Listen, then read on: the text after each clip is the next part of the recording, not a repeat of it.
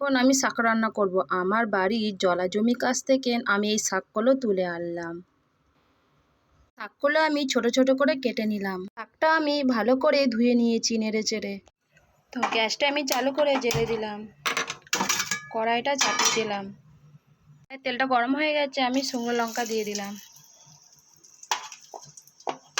পেঁয়াজ কুচি দিয়ে দিলাম, লাল করে ভাজা হয়ে গেছে, রসুন বাটা দিয়ে দিলাম। এবার ভালো করে নেড়ে চেড়ে নেব। একটু হলুদ গুঁড়ো দিয়ে দিলাম, স্বাদ মতো লবণ দিয়ে দিলাম, রাখা আলুগুলো দিয়ে দিলাম। এগুলো লাল লাল করে ভাজা হয়ে গেছে, এবার আমি শাকটা দিয়ে দিলাম, ভালো করে নেড়ে চেড়ে নিলাম।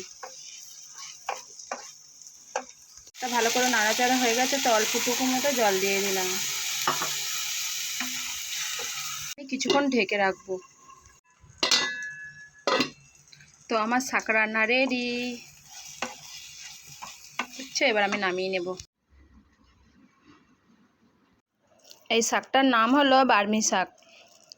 এই শাকটা শরীরের পক্ষে আর ব্রেনের পক্ষে খুব উপকারী।